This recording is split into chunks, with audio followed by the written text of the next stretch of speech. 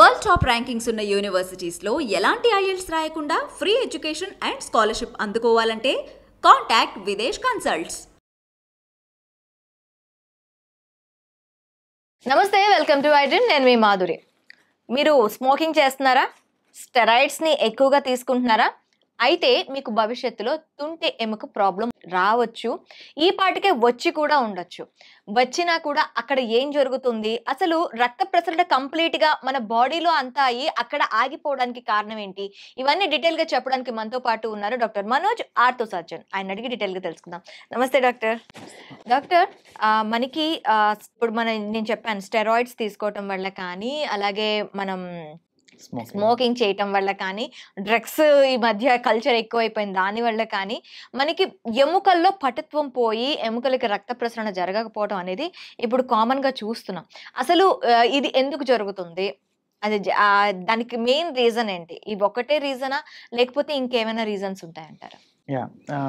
చాలా ఎక్కువ మందిలో అంటే ఇప్పుడు ఈ రక్త సరఫరా సరిగ్గా ఎముకకు అందకపోవటం, ఇది చాలా రకాల కారణాలు ఉన్నాయి. యాక్చువల్గా కోవిడ్ తర్వాత ఇది చాలా విరివిగా వింటున్న పేరు ఇది. అంటే చాలా మందిలో మనం చాలా ఇదిగా క్లారిటీగా వింటున్నాం. అంటే ఏ వాస్కులర్ నెక్రోసిస్ అనేది ఇప్పుడు 100లో ఒక 50-60 మందికి తెలుసు. యాక్చువల్గా ఇంతకుముందు 2% నుంచి 5% లోపల ఉండేవాళ్ళు వీళ్ళందరూ.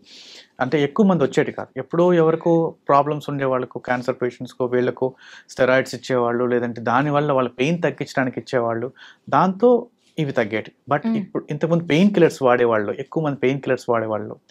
అండ్ ఈ స్మోకింగ్ అంటే ఎక్కువగా స్మోక్ చేసేవాళ్ళు మైక్రో సర్క్యులేషన్ అనేది ఆగిపోతుంది. అంటే మన టెర్మినల్ భాగాలు, అంటే మన బాడీలో ఉన్న చివరి ఆఖరి భాగాలు, అంటే కాళ్ళ వేళ్ళు కావచ్చు, చేతుల వేళ్ళు కావచ్చు, బ్రెయిన్ కావచ్చు, లైక్ ఏదైనా లాస్ట్కి వెళ్ళే భాగాలన్నిటిలో ఇవి బ్లాక్ అయిపోతాయి అన్నమాట. సో అంటే సర్క్యులేషన్ అనేది ఆగిపోతుంది. ఆగిపోయినప్పుడు అక్కడ సర్క్యులేషన్ ఆగిపోయి నెక్రోసిస్ అనేది రావడం జరుగుతుంది. ఇది రెగ్యులర్గా చూస్తాం. అలాగే మన బోన్స్లో కూడా చివరి ఆఖరి భాగాల్లాగా బోన్ హెడ్స్ కానీ, అంటే హిప్ లోపల అయితే హిప్ హెడ్స్ కానీ, సో ఇవి ఎప్పుడైతే సర్క్యులేషన్ అయిపోతాయో దాన్ని ఏ వాస్కులర్ నెక్రోసిస్ అంటారు. ఇది ఇంతకు ముందు రోజుల్లో ఎక్సర్సైజ్ చేయకపోయినా వచ్చేవాళ్ళు, ఎక్సర్సైజ్ సరిగ్గా చేయకపోయిన వాళ్ళు కూడా కొంత రావడానికి అవకాశం ఒకటి ఉండేది.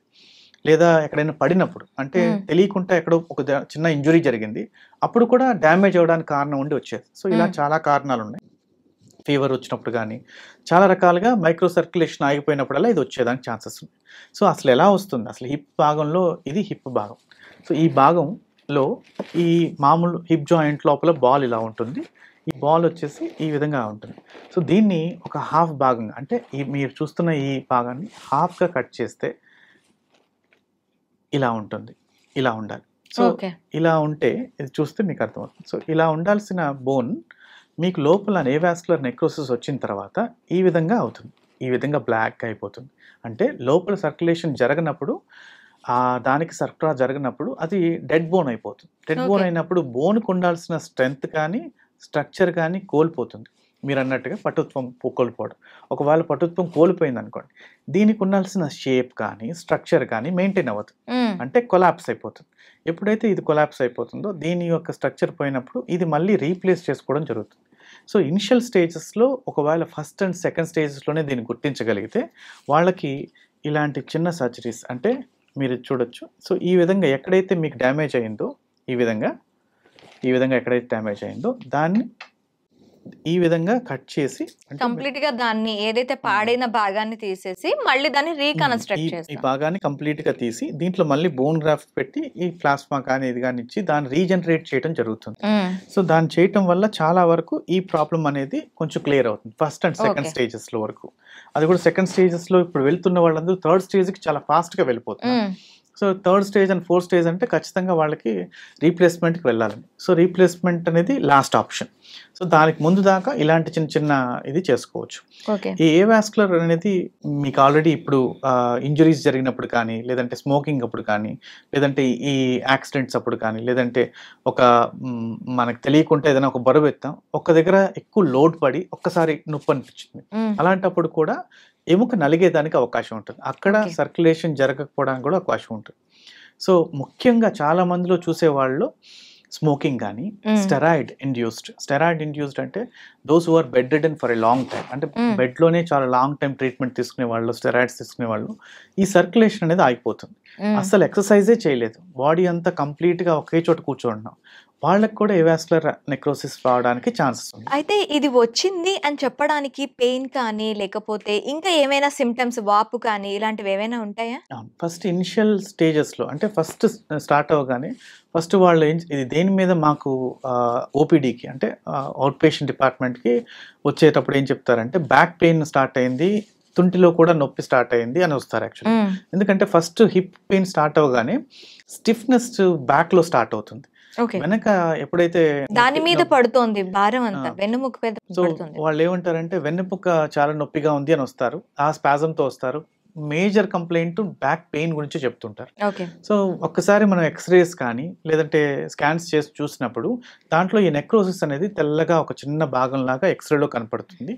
ఇంకా క్లియర్గా కనపడటానికి ఎంఆర్ఐ స్కాన్స్ దాంట్లో చాలా క్లారిటీగా ఇంత భాగం బోన్ డ్యామేజ్ అయిందని చాలా క్లియర్గా చెప్తున్నాం. సో ఈ భాగాలు ఎంత డ్యామేజ్ అయ్యాయి అనేది ఇనిషియల్ స్టేజెస్లో వస్తాయి. కానీ వాళ్ళు ఫస్ట్ స్టేజ్లోనే స్టార్ట్ అవుతుంది, నొప్పి స్టార్ట్ అవుతుంది. సెకండ్ స్టేజ్లో నడవలేని పరిస్థితి ఉంటుంది. థర్డ్ స్టేజ్లో కాలు పెట్టి కాలు ఎత్తడానికి కూడా కష్టంగా ఉంటుంది. ఫోర్త్ స్టేజ్ అయితే అసలు స్ట్రక్ అయిపోతుంది, అంటే జాయింట్ ఈ రౌండ్ భాగంలో ఉండి ఇలా మూవ్మెంట్ అవ్వాల్సిన జాయింట్ కొలాప్స్ అయిపోతుంది. కొలాప్స్ అయిపోయినప్పుడు మూవ్ అవ్వదు, ఇంకా ఆ బోన్ అనేది అక్కడ స్ట్రక్ అయిపోయింది. స్ట్రక్ అయిన తర్వాత కాలు ఇలా జరపడానికి కూడా రాదు. సో అప్పుడు చాలా తీవ్రంగా నొప్పి ఉంటుంది, చాలా ఎక్కువగా ఆ పెయిన్ ఉంటుంది.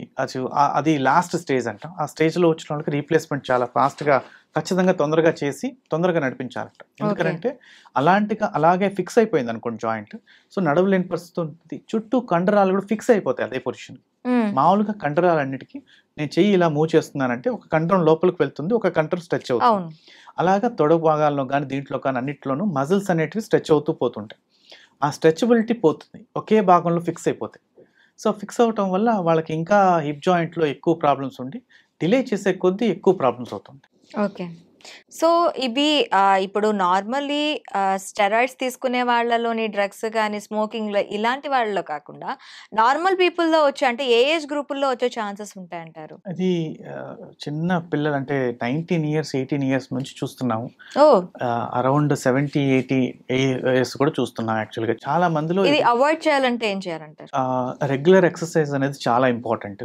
స్మోకింగ్ కానీ ఆల్కహాల్ కానీ ఖచ్చితంగా అవాయిడ్ చేయాలి. ఎంతో కొంత భాగం వాళ్ళు రోజులో ఎక్సర్సైజ్ చేసుకుంటూ అన్ని భాగాలకి సర్క్యులేషన్ అయ్యేటట్టు చూసుకుంటూ రావటం.